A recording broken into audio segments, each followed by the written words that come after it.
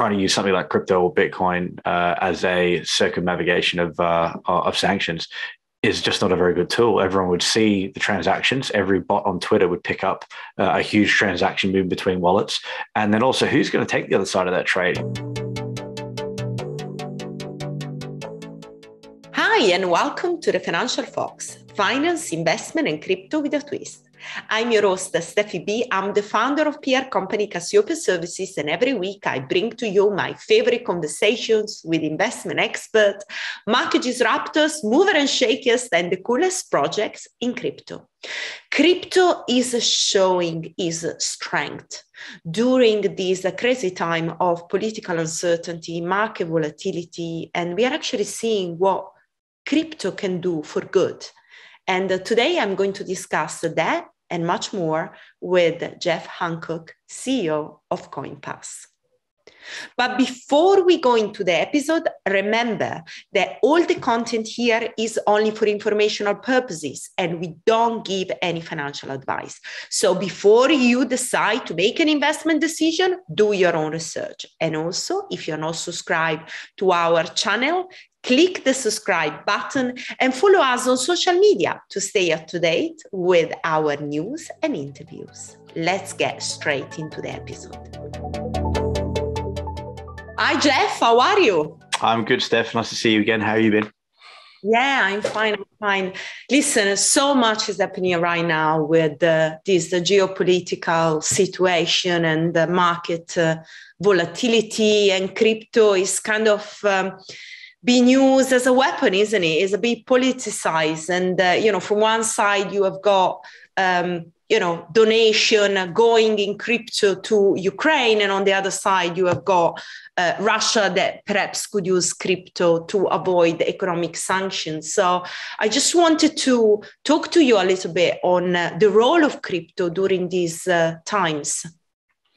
The role of crypto, I think there's different layers, there's different levels. If we start down with the people that this war and conflict is affecting the most, everyday people.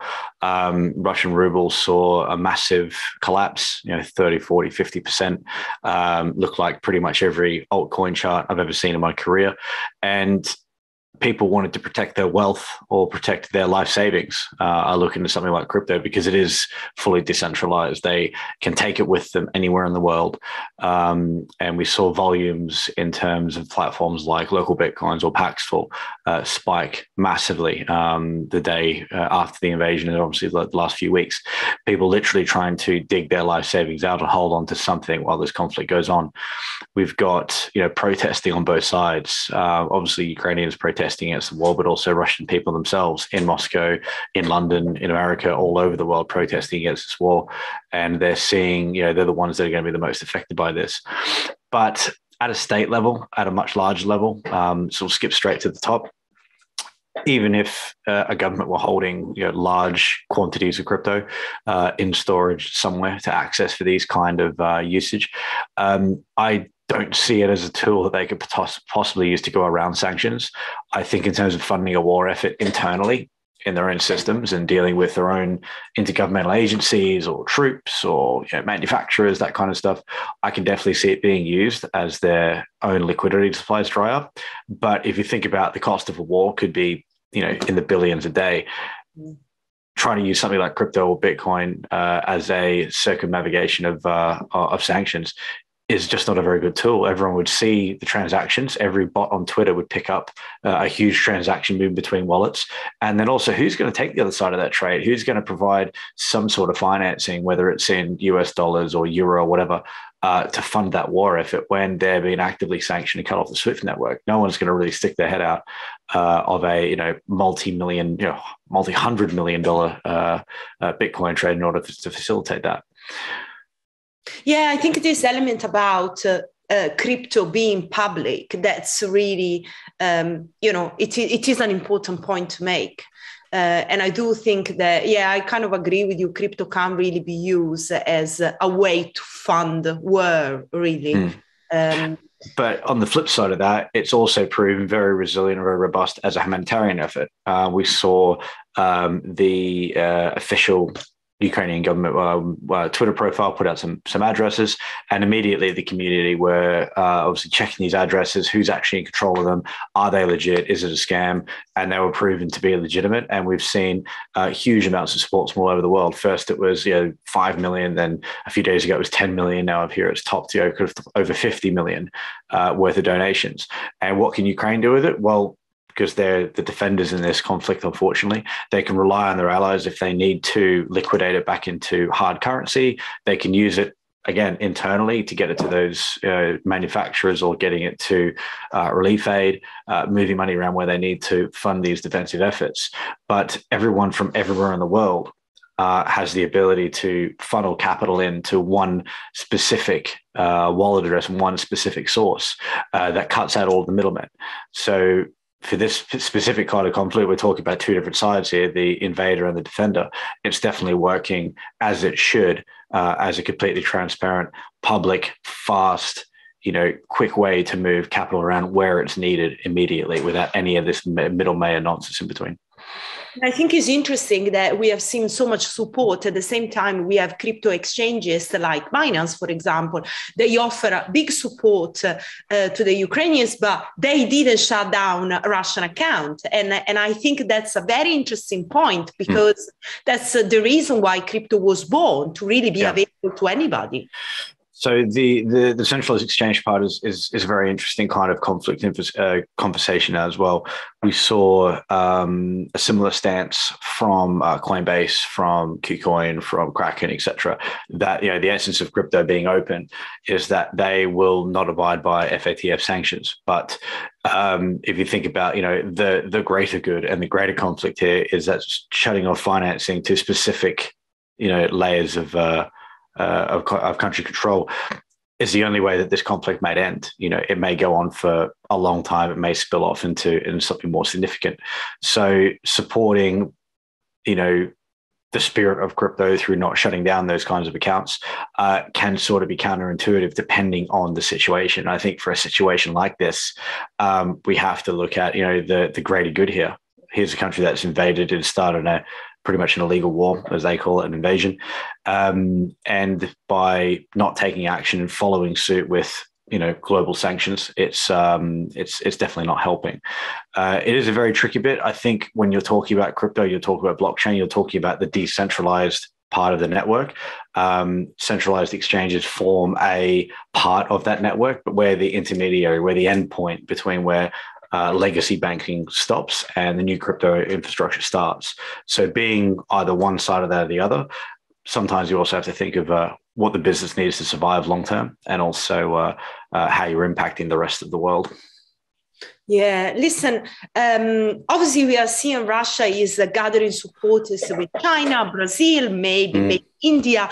So in a way, those are kind of like strong controlling governments, and China has been developing their own CBDCs. So my question is, do you think CBDCs can play a role as a new form of money, especially with this conflict? So can they get kind of a push to get more developed and used as well?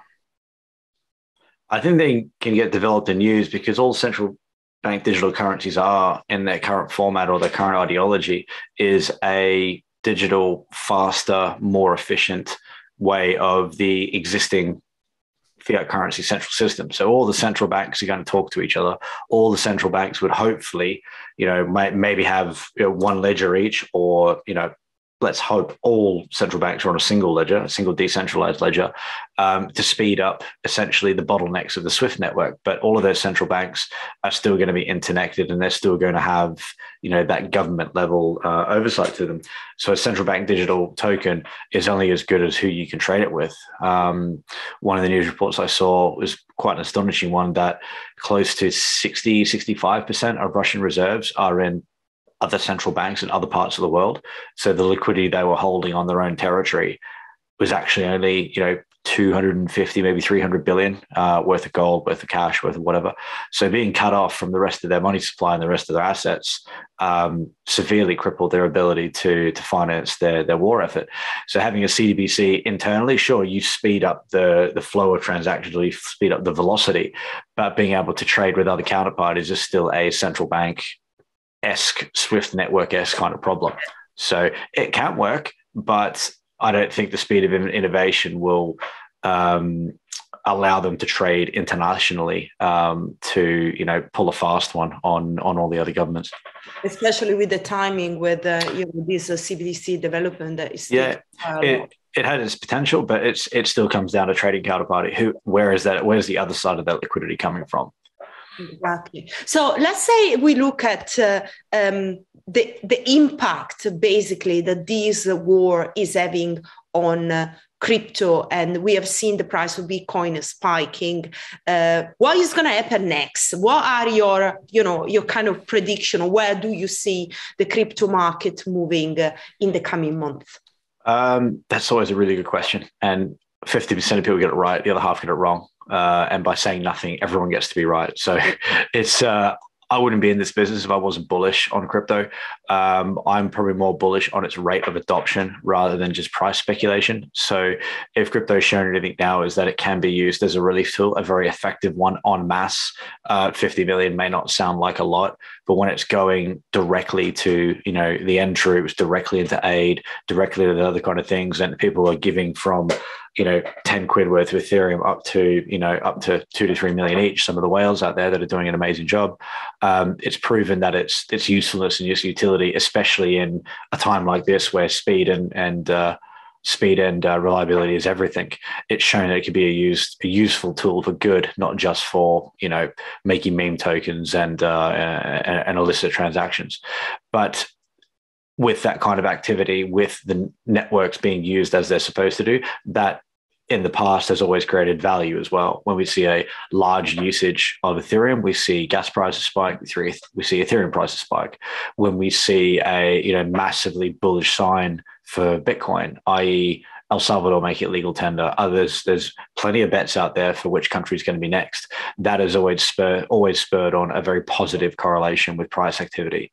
So I think the more adoption we see from crypto through this conflict, through the next few months, through the end of 2022, if the adoption rate and the interest of using the tech for whatever it wants to be used for, speculation, payments, building dApps, whatever it's going to be, NFTs, that usefulness and adoption and that, using the networks, what they're for, will end up creating some sort of value as well. Yeah, I think that's exactly, just outlined it perfect. Yeah. So I'd focus on adoption. I'd focus on penetration into existing markets. And that's what I would focus on more, seeing where these projects are being used, seeing how they're being used for good. What is the brand image that they are getting? And I think through this conflict, crypto's actually shown a very positive face for once, which is awesome. Exactly. And listen, should businesses start accepting payments in crypto right now, considering everything that we discussed? So what will be the benefit really? Oh, massively. I think every business should be, whether you're a bricklayer all the way to a full law firm, you should be looking at crypto as not just a hedge against fiat. I mean, lots of US dollars out there now, Russian ruble crashing, which shows a massive dependence on how globalized our economies really are now.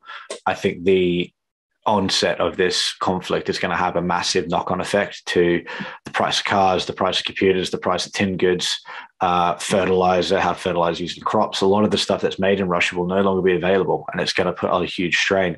So how does a business protect itself? It needs to find ways to invest this capital to protect some of the wealth they've created in that business.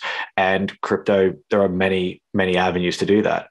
Buying Bitcoins, taking other forms of investment is all speculation. But when it comes down to payments, it allows any customer anywhere on the earth to connect and do business with that company. So setting up a traditional bank account or a Wise account or a Revolut or whatever it's going to be to get normal fiat payments, those are fine. But there's usually some inherent additional fees there. Something on crypto, there's no way that you can say, I didn't receive your funds, because I can see very clearly in my wallet, I've received the funds. It allows that local business to be global, and with more and more businesses wanting to do business with either individuals, freelancers, etc. Some of them are starting to take more of a preference on crypto than traditional banking, purely for ownership and speed, and then what they can do with those funds after receipt. Some people are stacking, some people are liquidating back into traditional fiat, and some of them are putting it into a platform, like ours at Coinpass, and using some of our services for that as well. I would just want to come on Coinpass. So do you want to tell us about the latest news? Because we have got a new website and, you're going to add some interesting feature very soon. And also your plan to help crypto going mainstream. Sure. So while we're still, our bread and butter is fiat on and off ramp and trading. So people can start up an account, they can get funds back and forth in their bank account. We don't have any limits on sizing and stuff like that. But what we've got coming down is obviously adding more tokens. We've just recently added Solana and Matic, both very promising blockchains. Are they Ethereum killers? I don't know. Ethereum's a great brand, but they're definitely contenders for taking a lot of market share. We are planning on adding ready-made portfolios. So, kind of one-click investing, people that want to build a diversified portfolio of crypto assets. Staking is another one we're going to bring on as well. We'll launch with Tezos, Polkadot, and maybe ETH2 staking as well, ahead of the ETH2 proof of stake algorithm change this year, next year, whenever they get it finished. And then, obviously the NFT side as well. We've seen the NFT space being increasingly popular, not just for individuals, but obviously businesses as well. They're either creating their own collections, they are investing in pieces of art. I remember talking with an asset manager back in 2019 when Bitcoin was like 5K, and I'm like, just buy one. Just buy one and sit on it and learn. And they didn't do it. But they came back a couple of years later looking to buy a £3 million NFT collection. And hey, can we help them with the Ethereum transfer of those assets? Like, yeah, sure. Don't do one Bitcoin, now do loads of NFTs instead. So, but we want to put that under our existing licensing with the FCA. We are actually investigating a dual licensing regime right now. So we have greater ties into Europe as well to help our European customers. And one thing that's still on the planning board right now is obviously payments as well. We'll be adding stablecoins in the near future as well. I would say in the next few weeks, where people will have access to stablecoin liquidity for pounds and euro. But then obviously businesses that want to take a payment to their own wallet and still liquidate it into their UK bank account, they'll be able to do that on that platform as well. Wow, there are lots of happening. And the way that I see Coinpass is really a gateway for people that maybe are not in crypto to get in crypto and use these amazing features and tools and in a fully compliant way. And I think the FCA compliant, I think, is a very important aspect of your business. Yeah, definitely. It's kind of what we built our frameworks on since 2018. There were no regulations whatsoever in 2019 when we first started, but we had a bit of foresight and it's like, well, crypto is always going to be crypto and blockchain and whatever beast that evolves to be. But there's always going to be a bridge between the legacy world and obviously the new world. And we wanted to build it in a compliant framework so we could have the best of both worlds, not having to sacrifice in either. I mean, our vision is to blur the line between digital finance and financial services. So, and want to bridge that onto a single layer where it doesn't really matter if you're in banking or if you're in crypto, they can look exactly the same from a user experience point of view. We've always we've always taken care of our customers, being really engaged on the support. And there's never ever a dumb question. It allows us to evolve our product, and a lot of our product is community led. So we do read your emails, we do look at the Facebook and Twitter responses. Dark mode was by far one of the most requested features, which I think was an easy one to do. So obviously the new website, all the new branding is dark mode first. We will bring a white mode back later. But then on the flip side, all of our white hoodie merch is way more popular than our black hoodie merch. So it's it's an interesting space when you really start to peel back the layers. And where we wanted to add more value now is a lot of our users use this as a gateway to get off to other platforms, and that's great. We have a lot of trust with them. We have a lot of trust with UK banks because of our FCA connection, but obviously adding more features and services to kind of pivot maybe into more of a crypto wealth platform into not just an exchange. And that's what we're working very, very hard on for 2022 and the rest of 2023. I like the aspect of support that you mentioned, because with other exchanges, what you really lack is the support. It's being there, helping your user. But also another element that I see that you are quite active as well is education, because there is no point to offer something when you don't educate about, exactly. what you're trying to do. And yeah, exactly. I mean, some of our clients now have evolved to the point they know more about Bitcoin than they do about pound sterling or US dollars. All the government intervention, how it gets printed, how it moves around, 9-10 to 1 leveraging on banking, etc. They don't you can't fathom how complex that system is, but you can learn about blockchain, you can learn about Bitcoin, learn about Ethereum in very simple terms, and then go and try it with a non-custodial wallet. You can experiment with DeFi, you can buy an NFT, you can move stuff around the system, and it can be very intuitive. It doesn't have to be complicated, and that's where it kind of comes from. With great knowledge is great power. I think where we are now, in terms of we think of value in crypto space as networks, and the old world is still thinking of value in markets, stock markets, trading markets. Those will evolve to be on some sort of blockchain in the future anyway. So the more time people spend in this environment, not looking for the latest shiny penny, but just bringing some of their wealth into their own control, using platforms like ours and other platforms out there as well. It's not a one size fits all, but knowing what is available out there to protect your wealth and grow it. We're still at the bleeding edge of the sword, and anyone that takes the time to do it now will be greatly rewarded in the next 10 years. Wow. Yeah. Exciting times then. So anybody that is interested to know more about Coinpass, where should I go and how can perhaps get in touch with you? Yeah, definitely. I mean, our website's the first port of call for everything, coinpass.com. Very active on Twitter and LinkedIn as well. You can find our pages on there, Coinpass Global, coinpass.com. I'm very active I'm starting to get more active on Twitter. So if you want to reach out to me personally, feel free to tweet at me, Jeff_Coinpass.